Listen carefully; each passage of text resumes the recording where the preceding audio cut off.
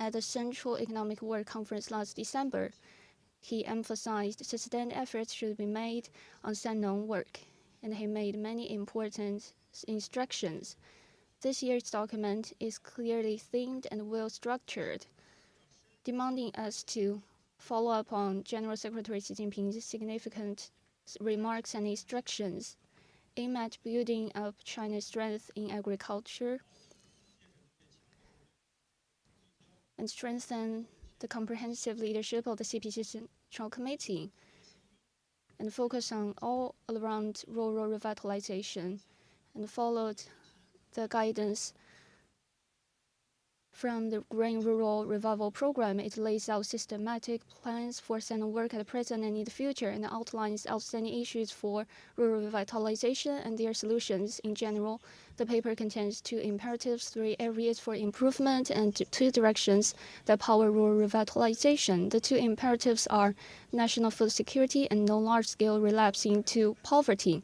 The highlight of the first one is to enforce the strategy of ensuring food security by farmland protection and stewardship and technology advances, namely a stable acreage and higher yields, and keep the grain output above 650 million tons.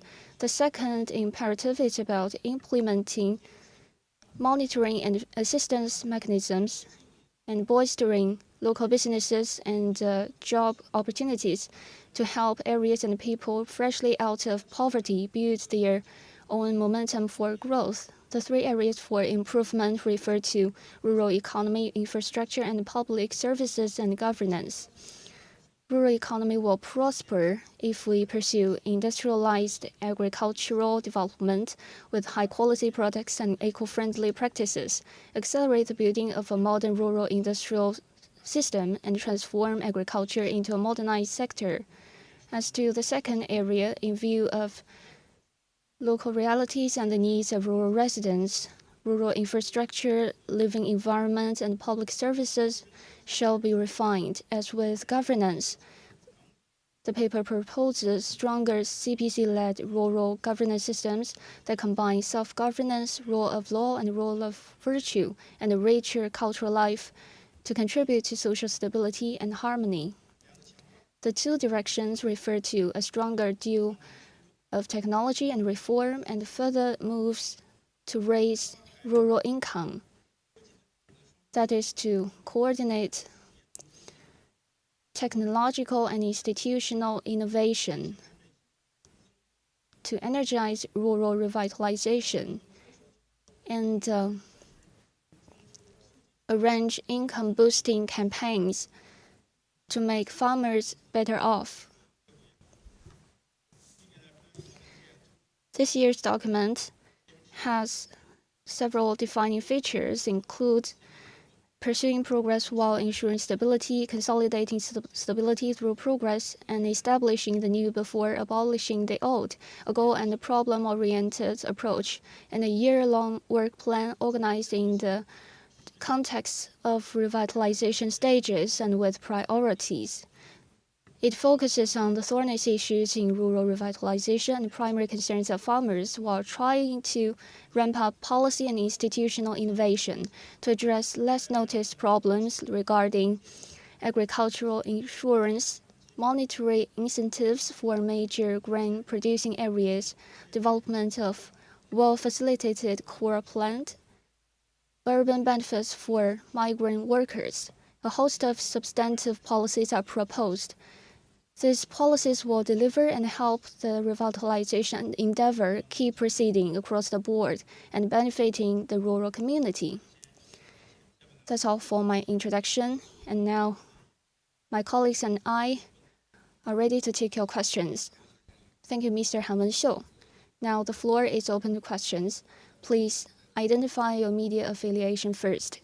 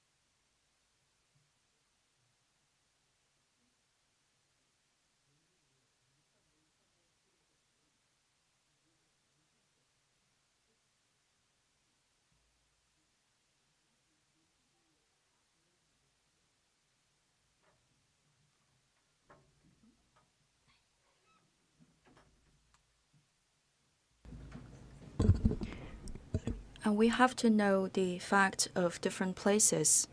In the Chinese countryside, there are many differences in the landscape, in the local development, in infrastructure, etc.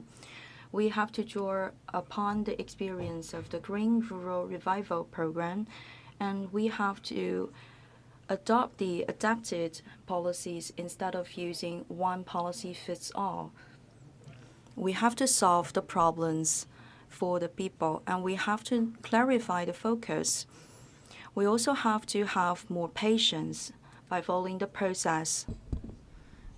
And we also have to collect a lot of good practices to win achievements in the rural revitalization to give the sense of happiness and security to our people. Next question, please. Thank you. With People's Daily. In the number 1 document, there are 2 ensures. First is ensure the food safety of the country. What are the effective measures you're about to take to guarantee the food production and guarantee the food security? I'd like to give the question to my colleague. Food safety, food security is the key to our country. In recent years, we have noticed a lot of constraints in the global landscape concerning the food security. We are facing a lot of challenges. In our country, we have 1.4 billion people, so food security would be on top of our agenda. We have to guarantee the production and the good harvest. Last year, we have hit another historical record for the crop production. We reached 1.39 trillion jing, which is more than a dozen of billion of jing of surplus than the previous year. By doing that, we have stabilized the economic recovery in the country. In the meantime, we also have to notice that there is a structural lack of balance in our country. We are still feeling some pressure in the food supply. So at any moment of the year, we should not lose our attention. For the production, circulation, consumption, and supply of the crops, we have a mixture of the policies. For example, the guarantee of the supply would be very crucial. We have to stabilize the plantation area and also increase the per unit of productivity of the crop. We have to guarantee that our crop production would always be higher than 1.3 trillion jing per year. First of all, we have to mobilize our farmers. And we also have to mobilize the local governments to support the farmers. In order to mobilize and incentivize the farmers, we have to guarantee a good price and also issue more preferential policies like the insurance and also minimum purchasing price. For example, for the wheat, we have the minimum purchasing price. We have to uplift that price. And also for the other cereals, we have to fix a reasonable minimum purchasing price. For the plantation area, we have to give subsidies to the basic area of plantation. We have the soybean and the cereal-related plantation subsidies, and also for the good seeds and agricultural machinery purchase and utilization, we also issue relevant subsidies. For the insurance, we will expand the whole cost insurance and also the plant development insurance. The 3 major plants would be fully insured, and gradually we have to enlarge the soybean plantation area. Through this portfolio of policies, we can guarantee that the farmers will have a very good revenue through the plantation of the crops. And secondly, for the incentivization of the local governments, we have to give them preferential policies and measures. Local governments should shoulder their responsibilities.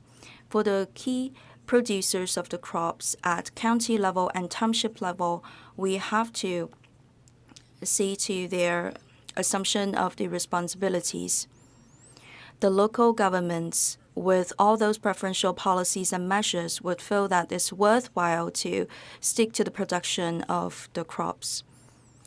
In our country, we have limited farmland, so the highest potential would be the improvement of productivity per unit of space. We have this engineering project to uplift the performance of output per unit of land. For example, we can use the good seeds, good varieties, and also we have to stick to the improvement of land condition for the seeds. We can develop the seed industry, and also we can make new breakthroughs in the key technologies. For the land use, we have to strengthen agricultural infrastructure development and invest more in the high-quality farmland development. We can improve the agricultural waterworks and prevent and control the disasters hitting agriculture. All these measures put together, then we can guarantee the output and program of agricultural development. And food security is closely connected with food safety. In our daily life, we need access to basic food, for example, meat, cereals, vegetables, etc. So we should have this broad concept of food.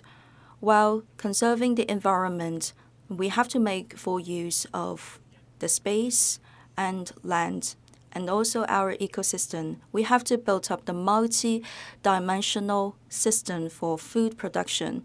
Number 4, we have to save more food, save more crops, and reduce the waste. If we can reduce the waste, then in another sense, we are producing more. Today, we are reducing in a great way the waste of food at different stages of the production, from the production to the transportation to the consumption, etc. We also have different campaigns and the other activities to encourage people to save the food and not waste any. We have this action against the food loss and the food waste. Thank you. Next question, please. Thank you. I'm with the paper. The country has taken a lot of measures to guarantee the food security, and we also have the major areas and the provinces for the crop production. What are the measures to mobilize those major producers? I'd like to take this one. In the major plantation area, we can find the greatest potential to increase the output of the crop. We have 13 of them. And the total output, total productivity of them represents 80% of the national total. In the major plantation area, usually they are lagging behind in economy and they have a weaker finance at local level. Usually those major producers of cereals, they are less developed in the economic sector. If we don't supply with some more preferential policies for those provinces, then they will not be as mobilized as the past to produce more cereals. First of all, for those major provinces, we have to give them more support. For the major producers, we have to reduce their financial burdens, especially for those big producers that have contributed a lot to the total output of grains and cereals. We have to give them more support. We have to help them to strengthen the social as well as the public services. We also have relevant campaign activities in Henan, Heilongjiang, etc. All those major plantation areas, and gradually with the experience drawn from the pilot provinces, we can share the experience with the others. And we also have the compensation system for the interests. This year, we are expecting real progress. In the number 1 document, it is stated that we have to create this horizontal compensation system for the profits and interests. Currently, we are studying the details. In general, we have to consider the major producers and the major consumer provinces, and also the other elements. The major consumer provinces should give some financial resources to the major producers of the cereals and crops. In the meantime, we also have to collaborate in the area of talent, resources, industries, etc. So these major producers of grain would be willing to continue with the production. Next, we also have to prolong the production chain. In these major producer provinces, they have large area of plantation. However, their processing capacity is still quite limited. So today we have to develop the capacity of production and processing on the spot, the in situ processing. For example, we can consider to build up the industrial parks on the spot of the production. In the northeastern part of China, we can build up the clusters or the industrial parks for the soybean. So just by the site of the production, immediately we can start the processing of the food. This is also a way to benefit the local people.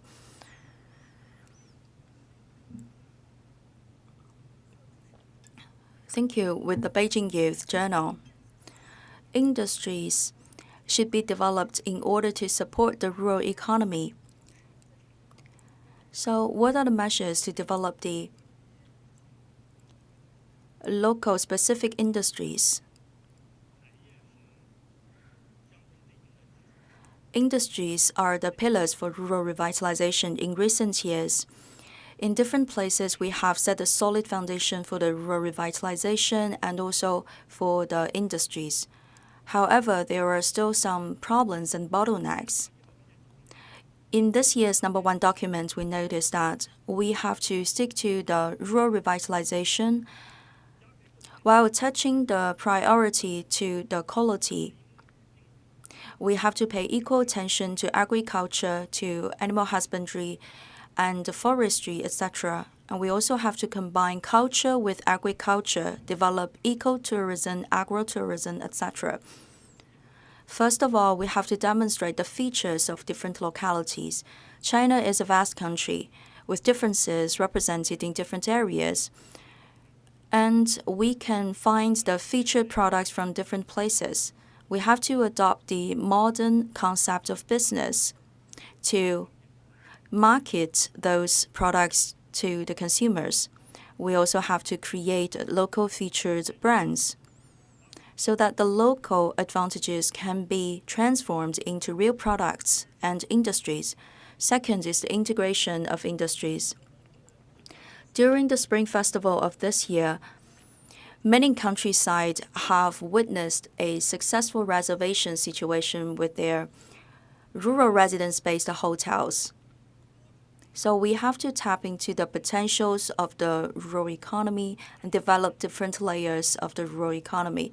For example, the ecotourism and the rural tourism, etc. The tourism in the countryside for healthcare. We can combine the primary, secondary, and tertiary sectors together and also find new spotlights in the rural economy.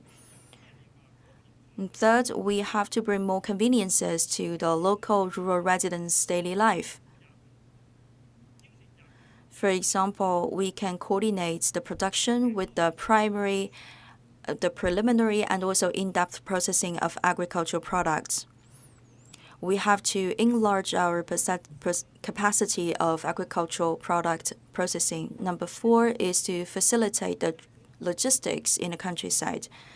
Today, in some of the countryside areas, logistics is still a problem. Even local people can cultivate very good quality of products, still they are not able to send these products outside of the village. So that's why we have to improve the cold chain and the other infrastructure facilities. And we also have some other engineering projects to support the e-commerce development in the countryside. Especially e-commerce has become an important driving force for the rural economy. The featured products hidden in the mountain areas can also be shared by the citizens in the large cities. So we have to continue with this effort.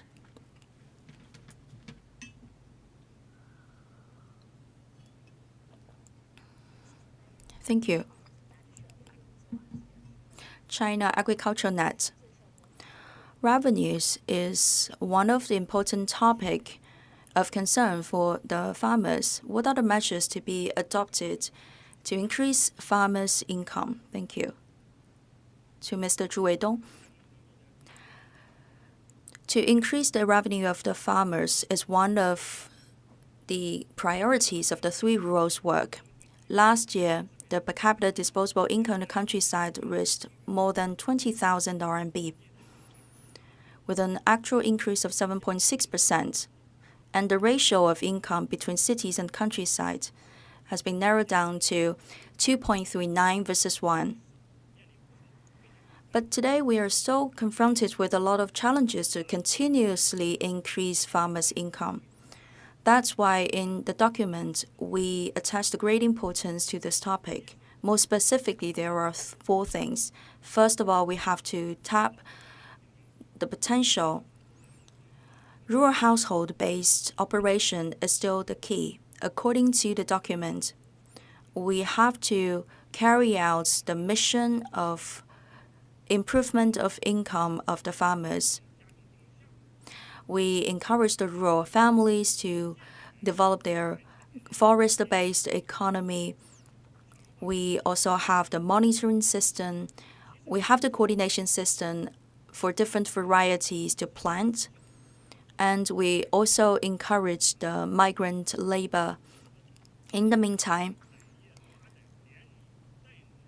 we encourage the industries to give a helping hand to the farmers for the new types of operating entities. They will be supported. We also give the socialized services to the farm work.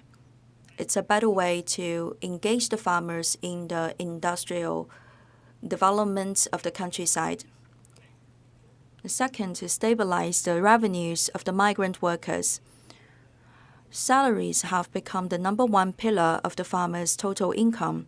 According to the number 1 document, we have to give more professional training to the farmers and also enhance the cross-border information sharing and the transportation of the migrant workers. For the senior migrant workers, we also have to give them continuous training and education. We have to create different channels of job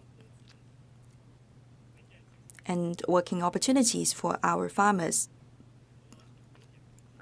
We also need to set up a risk alert system to guarantee that all the migrant workers could get their salary. For the moment, we are carrying out campaign movement to guarantee that all the overdue salaries can be paid to the farmers. And number 3 is the transfer of income.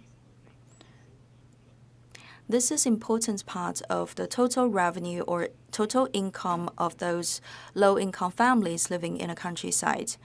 We give more subsidies and the other financially preferential policies to the rural residents. For agriculture-related capital program, we have to set up the monitoring and the supervision. We have to make sure that all those subsidies are actually benefiting the farmers. Number 4 is to give the full right to capital to our farmers. Capital-related interests can be further explored. For example, the leasing and shareholding would be new forms to increase farmers' income.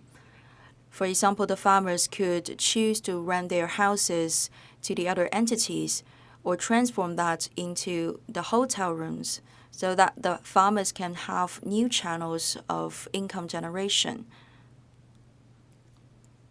Thank you. With CNS, we have to guarantee that there's no massive return to poverty.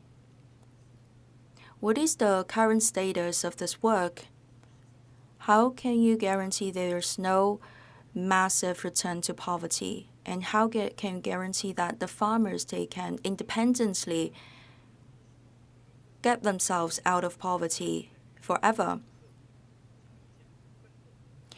With the leadership of the CPC Central Committee and President Xi Jinping, we have lifted the people out of extreme poverty. And today, the task in front of us is to prevent the massive return to poverty. In different regions and places in China, we have already set the rules and the plans.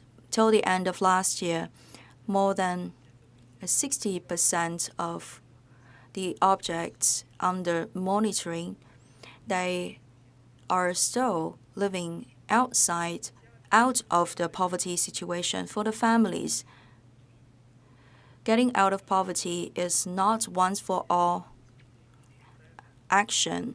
If there is natural catastrophe, or if there is the job lost, or there is the disease hitting the family member, then there will be huge risk for those farmers or rural residents to get back to the poverty. So for us, we have to stay vigilant. In this year's #1 document, we noticed the following 3 points. First of all, we have to continue with the monitoring work and give more assistance to the people. We have to monitor all those poverty-related elements and take prompt measures to help those risky population. We also have to assume our responsibilities, apply the big data to do the monitoring work so that our monitoring would be better targeted and more immediate. In the meantime, we also to combine the monitoring of the people getting back to the poverty with the monitoring of the low-income population. We have to prevent the ILO of information.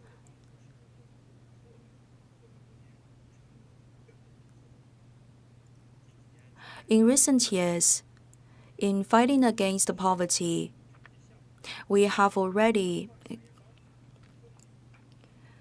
activated a lot of programs. Today, we have to improve the performance and efficiency of those programs. We have to categorize those programs. For example, we have to categorize some of them, stabilize some of them, and also upgrade some of them, and integrate some of them, and reorganize some of them. For all these programs, they could create more job opportunities for the local residents. Last year, 33 million migrant workers, they come from the townships and counties that are lifted out of poverty. To help these regions with industries, then we have to take following up actions. Between the east and the west of the country, we have to kick off the coordination of the work.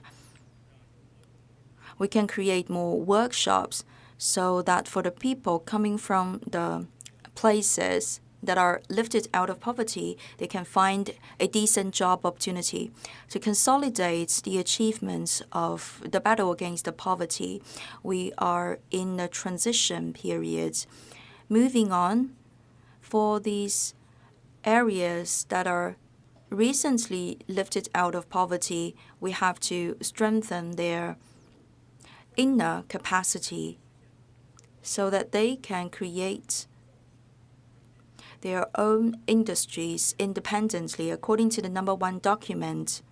For the key townships and the counties, as well as the other areas that have performed the relocation of the population, we have to give them more support.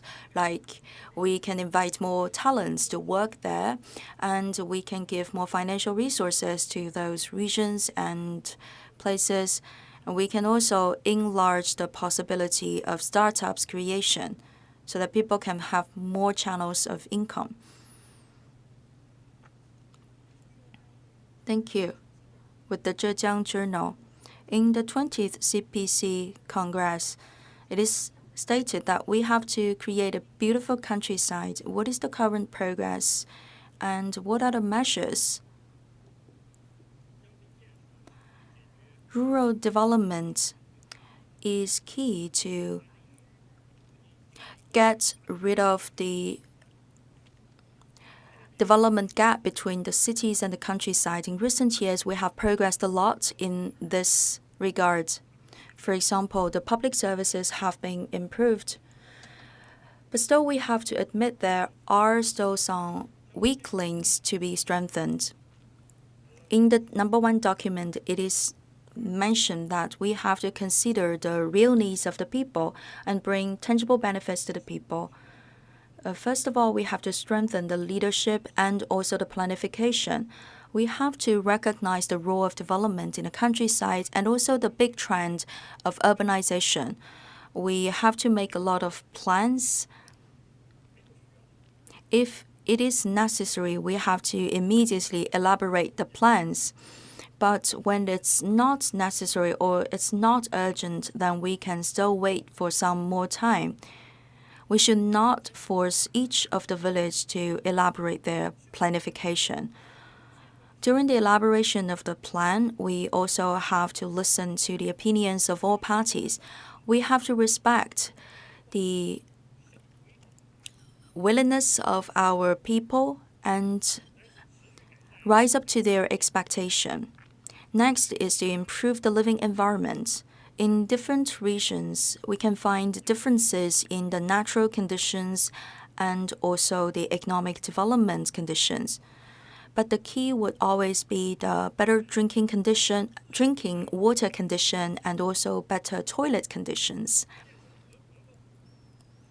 After the conclusion of the programs, it will be assessed and evaluated by the government.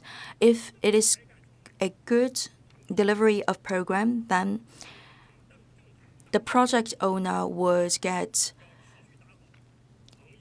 an amount of money as the subsidy from the government. In the rural areas, we also have to continue to protect the ecosystem to make the sky bluer, the water clearer, and the farmland greener in the countryside.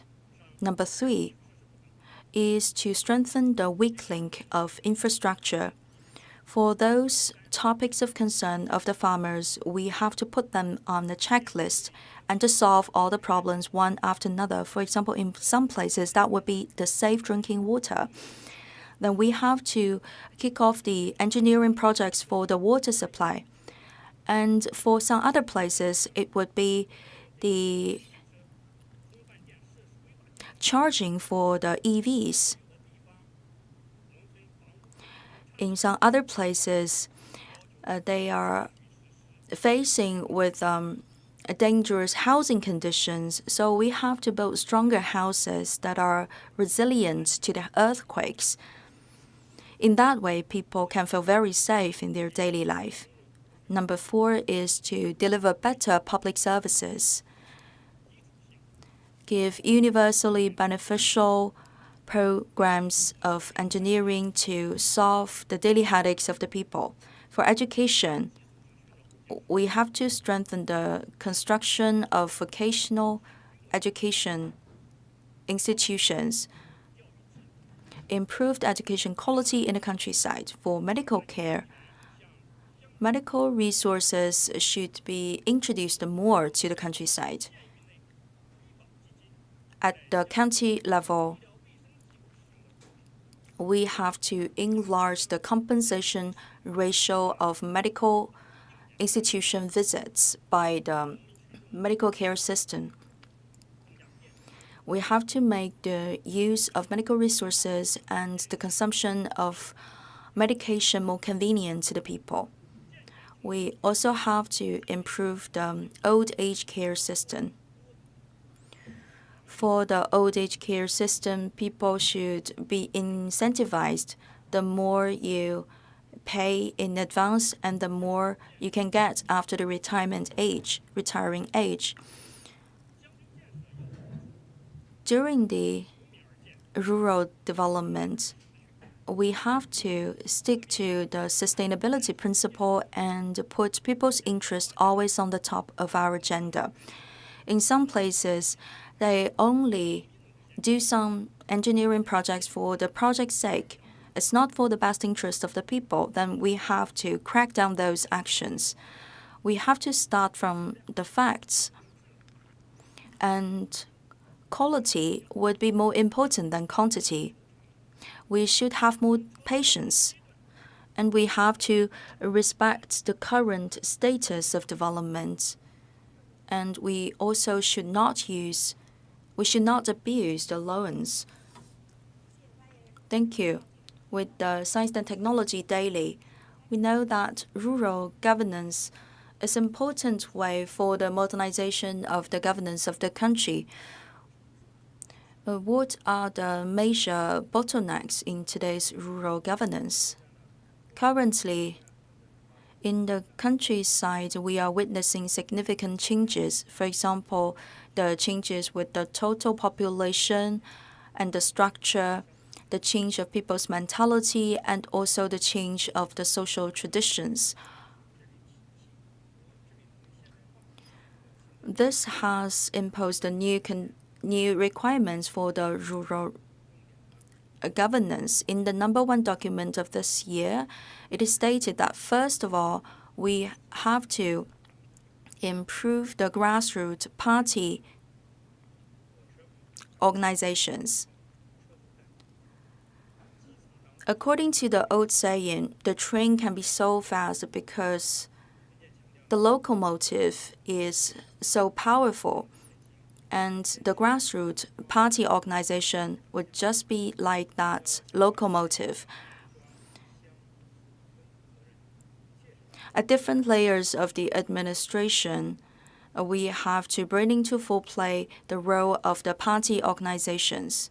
Currently, at township level and villages, they have the shortage of personnel. They're understaffed, but they have excessive workload.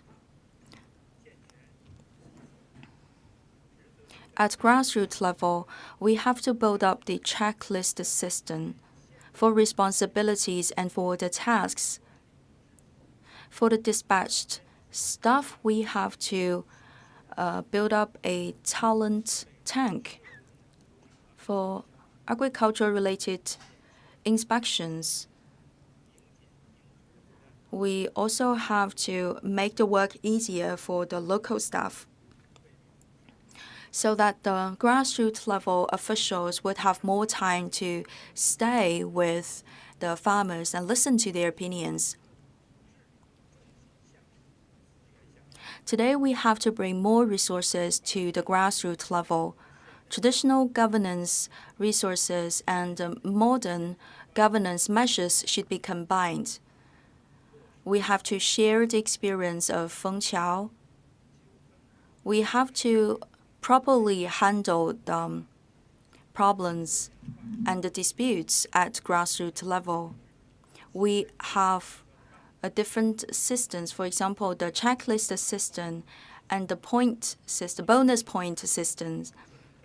In some of the areas, they are heavily hit by natural disasters or by accidents.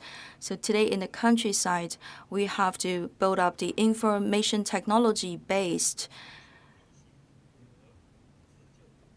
catastrophe prevention and control system. Once there is the natural catastrophe, we should know what are the measures to take. Number 3 is to promote the spiritual civilization development. we have to remove the barriers and also introduce good traditions and culture. First of all, we have to guarantee the supply of high-quality cultural products. For the good traditions at countryside level, we have to protect them and pass them from one generation to another. In recent years, we have the village level BA and the village level Spring Festival Gala, etc. Those are very interesting activities organized at local level.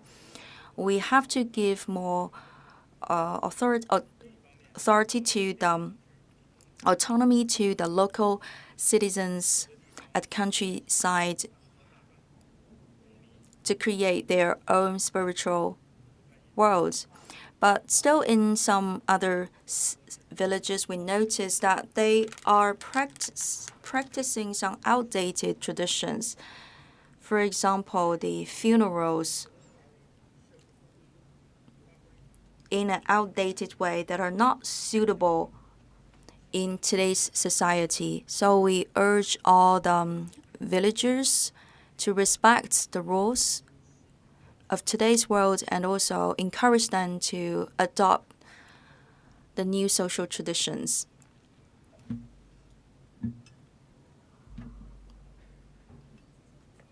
Thank you. Economic Daily Agency.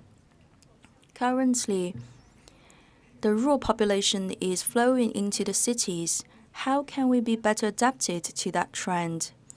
And how can we adapt these migrant workers to the city life? Thank you. Today, we are experiencing a very fast urbanization, and this trend would persist for a very long time to come. In 2022, the permanent population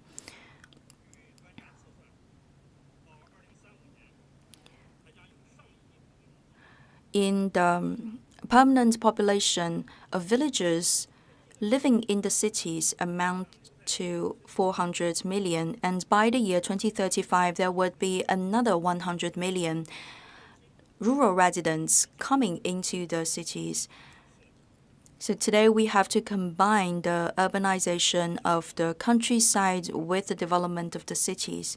We have to encourage the two-way flow of resources and talent to have a new landscape of development. We can find more details in this year's #1 document. First of all is to steadily adapt the migrant workers from the countryside in the cities.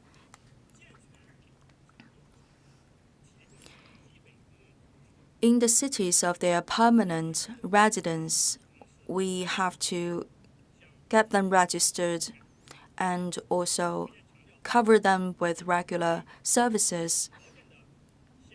We encourage qualified cities, townships, and counties to guarantee the housing for all the permanent residents. So for all the farmers and villagers that have the attention, when they have this willingness to go into the cities, they can also find a shelter above their heads. And urbanization of the countryside is a long process. Before taking roots permanently in the cities, we still have to allow to all those villagers the possibility of getting back to the countryside. And for those villages that are settled in the cities, they are still enjoying the land utilization rights in the countryside. And #3 is the integrated development between the cities and countryside.